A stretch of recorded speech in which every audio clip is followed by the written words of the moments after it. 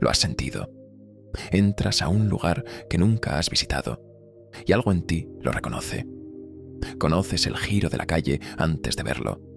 Anticipas la palabra que alguien está por decir. Una melodía que no recuerdas haber aprendido aparece completa en tu mente. Lo llamas déjà vu y lo descartas. La ciencia lo llama un error de procesamiento de la memoria, un cortocircuito entre los sistemas de codificación y recuperación, una ilusión del sistema nervioso que produce la sensación de familiaridad donde no debería haberla. La tradición cabalística lo llama otra cosa. Esa extraña sensación de haber estado aquí antes no es un error de tu memoria, es una cicatriz de tu vida anterior. El Gilgul, la rueda, el ciclo, la transmigración del alma, no es un concepto de consolación espiritual. Es, según la tradición luriánica más avanzada, un mecanismo de corrección, de deuda, de lo que el alma no completó en su paso anterior y que el sistema la obliga a volver a intentar. Y la pregunta más perturbadora no es si la reencarnación existe. La pregunta perturbadora es, ¿por qué seguimos repitiendo los mismos errores? En la tradición cabalística luriánica, el Gilgul, del hebreo rueda, describe el proceso por el cual el alma regresa al mundo después de la muerte, para completar lo que no pudo completar. No todas las almas se reencarnan, solo aquellas que en su paso anterior dejaron trabajo incompleto, un tikkun, una reparación que no fue realizada, una capacidad que no fue desarrollada, una relación que no fue resuelta. El texto central sobre el Gilgul es el Sha'ar HaGilgulim, la puerta de las reencarnaciones, escrito por Chaim Vital a partir de las enseñanzas de Isaac Luria en Safed a finales del siglo XVI. En ese texto, Luria describe con una precisión que resulta desconcertante cuántas veces puede una misma alma regresar, qué tipos de cuerpos puede habitar y cuáles son las señales que indican que una vida particular es una reencarnación de una anterior. Pero lo más revelador del Gilgul luriánico no es su cosmología, es su psicología. El Gilgul describe un sistema que no perdona la incompletud, que no acepta la postergación indefinida, que trae de vuelta al alma exactamente a las condiciones donde el trabajo inconcluso puede ser retomado. Condiciones que en esta vida se sienten como compulsiones inexplicables, como atracciones hacia ciertos tipos de personas, como el miedo específico que no puedes rastrear hasta ningún origen en esta existencia, como la sensación de haber estado aquí antes, el déjà vu como memoria de deuda pendiente, no como error, como recordatorio.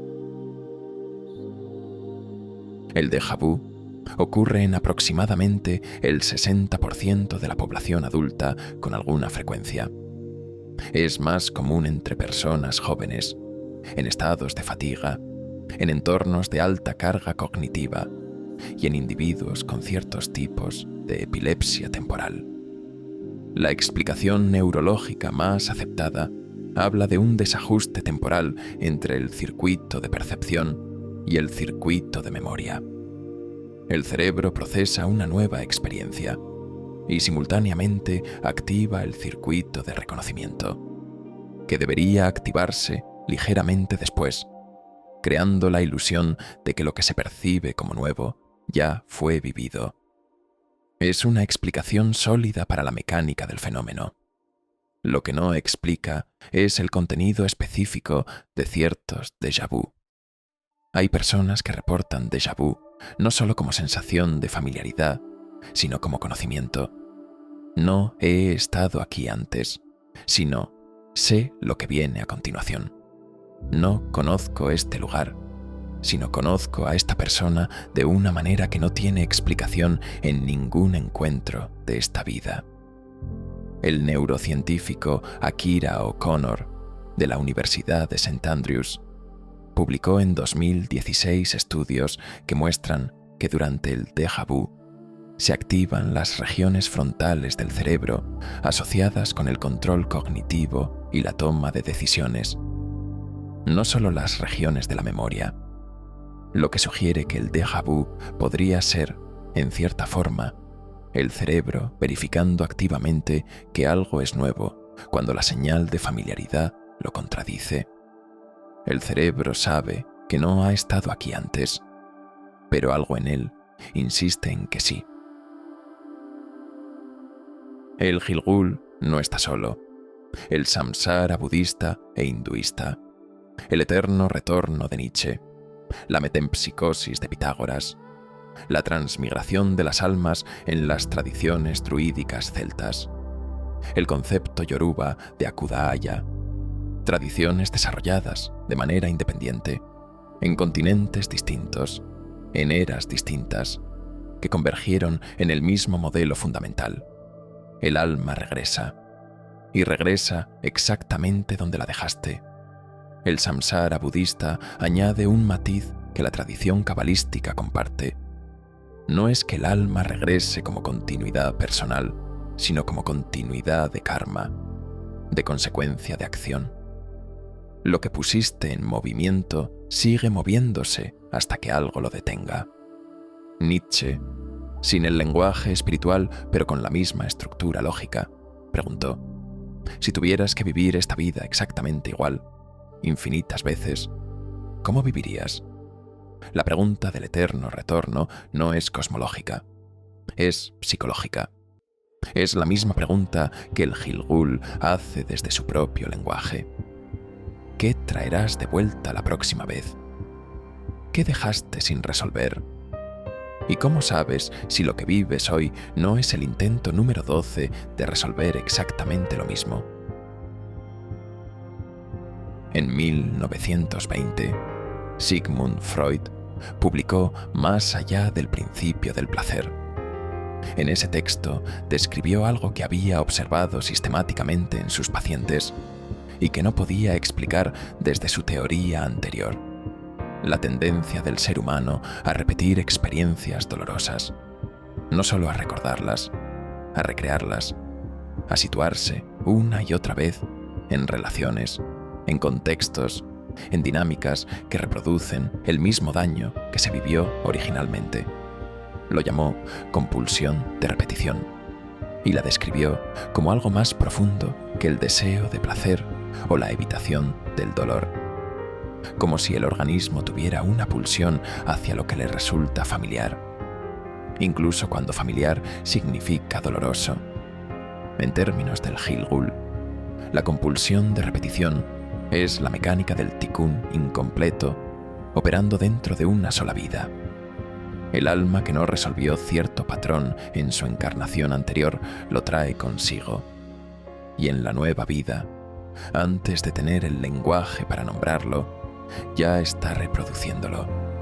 La persona que siempre elige la misma clase de pareja, el que siempre termina en el mismo conflicto con la autoridad, el patrón que se repite en todas las profesiones, en todos los países, en todas las relaciones, hasta que algo, el trabajo consciente, el conocimiento del patrón, la ruptura suficientemente profunda, lo interrumpe. Freud y Luria describieron el mismo fenómeno, uno desde el inconsciente personal, el otro desde el alma que no termina de morir.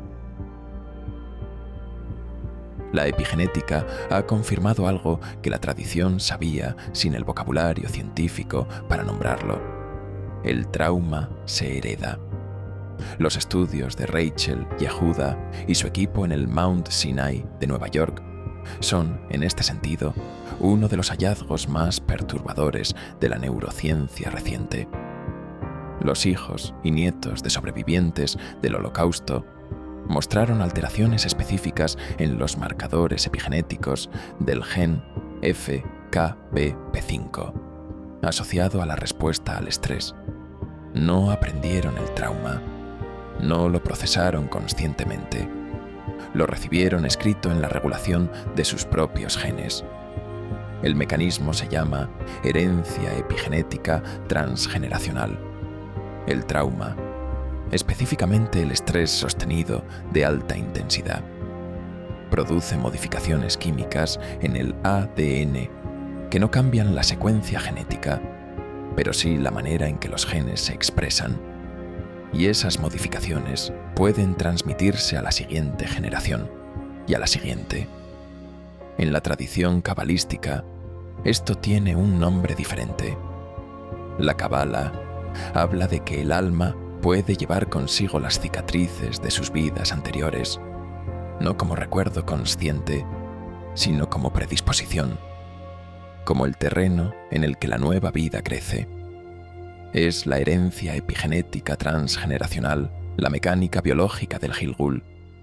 No necesariamente, pero la convergencia en la descripción del fenómeno, algo que no se eligió, que no se vivió directamente, que sin embargo modela profundamente cómo se responde al mundo. Es imposible de ignorar. Lo que el abuelo sufrió puede estar diciéndote cómo responder ante el peligro, aunque nunca hayas vivido el peligro que él vivió. Y aquí es donde el Gilgul deja de ser solo filosofía espiritual y se convierte en herramienta de manipulación.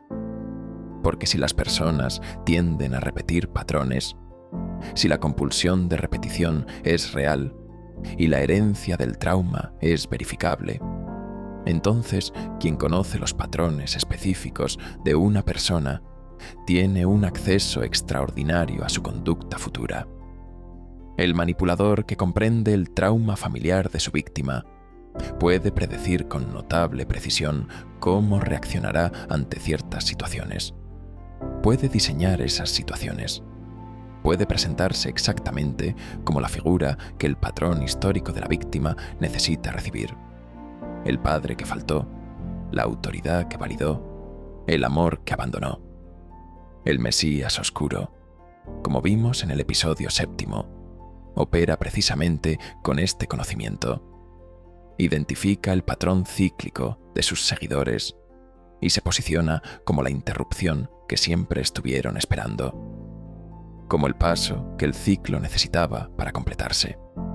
Pero no lo completa, lo continúa, solo desde dentro.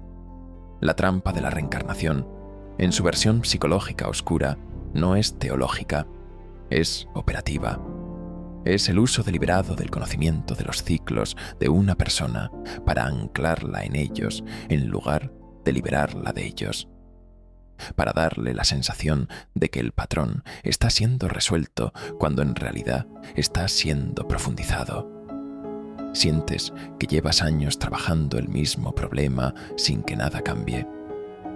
Sientes que la solución que el sistema que te rodea te ofrece te necesita en el problema para seguir siendo necesaria. Eso puede ser el Gilgul, o puede ser alguien que aprendió a vivir del Gilgul ajeno. La investigadora Anne Anselan Schutzenberger pasó décadas documentando lo que llamó síndrome del aniversario. La tendencia de los miembros de una familia a repetir eventos traumáticos, accidentes, enfermedades, muertes, separaciones, en las mismas edades o en las mismas fechas que sus antecesores, sin conocimiento consciente de la historia familiar que lo explicara. Sus estudios encontraron casos donde personas que desconocían la existencia de un abuelo o bisabuelo reproducían exactamente sus circunstancias de vida, el mismo tipo de relación fallida, la misma clase de accidente, el mismo colapso en la misma edad, con una precisión que superaba toda probabilidad estadística de coincidencia. Ivan Boszormenyi-Nagy desarrolló el concepto de lealtades invisibles, los vínculos inconscientes que los miembros de una familia mantienen con sus antecesores y que los llevan a reproducir sus historias no resueltas como acto de solidaridad inconsciente con el linaje. El Gilgul, descrito en términos familiares, la deuda no resuelta del abuelo, que el nieto repite sin saber que lo está haciendo, creyendo que su vida es completamente suya, completamente nueva, completamente libre del pasado que no conoce. La historia que creíste no era tuya. Puede que lo sea más de lo que imaginas. El tikkun, la reparación, no comienza con una acción heroica.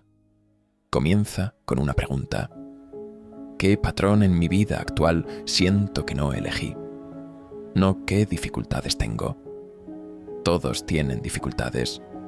¿Qué dificultades específicas reconoces como familiares de una manera que supera lo que tu historia personal debería explicar? ¿Qué situaciones produces sin quererlas? ¿Qué personas atraes que llevan exactamente la carga que menos puedes sostener? El psicoanálisis lo llama compulsión de repetición. La epigenética lo llama herencia transgeneracional. La tradición familiar sistémica lo llama lealtad invisible. El Gilgul lo llama tikkun incompleto. 4 mapas, el mismo territorio. El primer acto del tikkun es trazar ese territorio con precisión, no para victimizarse. La historia del patrón no es una excusa para continuar en él.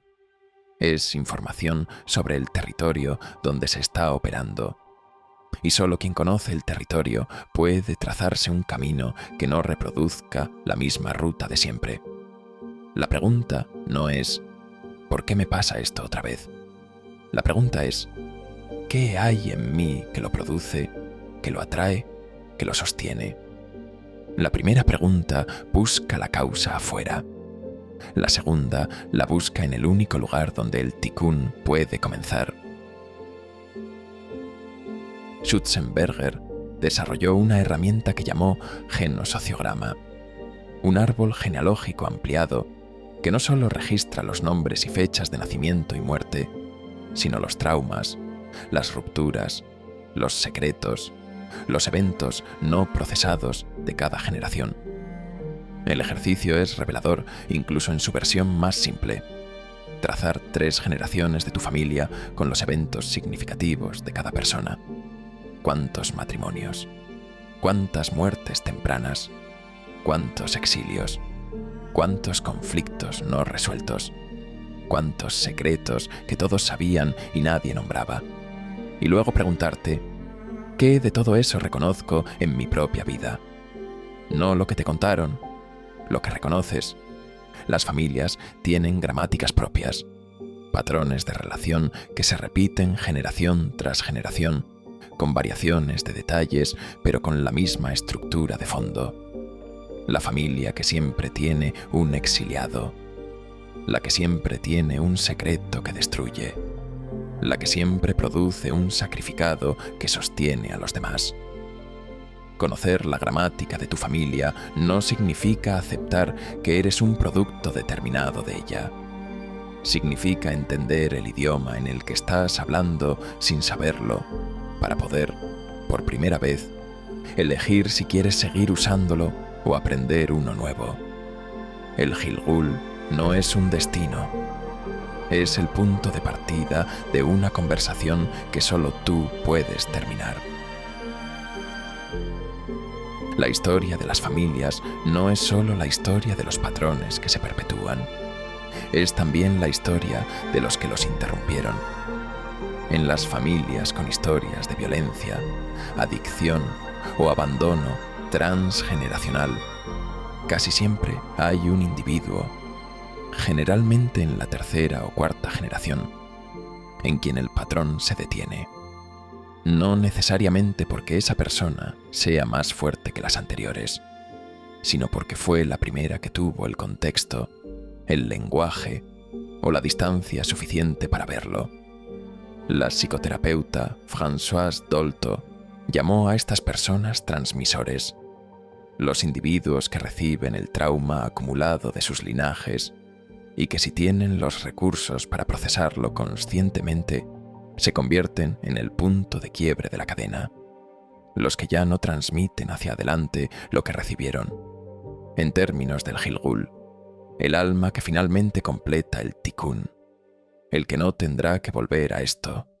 Nelson Mandela, Viktor Frankl, Etty Hillesum, en el campo de concentración. Personas que en las condiciones más extremas de replicación del trauma decidieron que la cadena se rompía en ellos, no porque sufrieran menos, sino porque eligieron con qué responder. El tikkun no requiere heroísmo, requiere una sola cosa: ser el primero en la cadena que ve el patrón con suficiente claridad como para no reproducirlo. Empezamos con esa sensación. Haber estado aquí antes, el giro de la calle que anticipaste, la palabra que sabías que iba a decirse, la persona que conoces de un modo que ninguna historia de esta vida explica del todo. Sigues sin saber con certeza qué es. Puede ser un error de procesamiento de la memoria, puede ser el Gilgul, puede ser la huella epigenética del trauma que heredaste sin saber, puede ser la compulsión de repetición operando exactamente donde siempre opera. Lo que sí sabes ahora es esto: la pregunta no es si la reencarnación existe. La pregunta es si estás viviendo algo nuevo, o si estás repitiendo algo antiguo con nueva escenografía. Y si lo segundo, la pregunta relevante no es de dónde viene el patrón, es qué necesitas ver en él, qué necesitas completar en él, qué parte del trabajo incompleto que trae contigo puedes hacer en esta vuelta para que la próxima, sea lo que sea que próxima signifique, no tenga que empezar desde el mismo punto. El Gilgul no es una trampa inevitable, es la descripción de un mecanismo, y los mecanismos que se entienden pueden detenerse. Lo que no se entiende sigue girando, hasta que alguien, en algún punto de la rueda, decide mirar.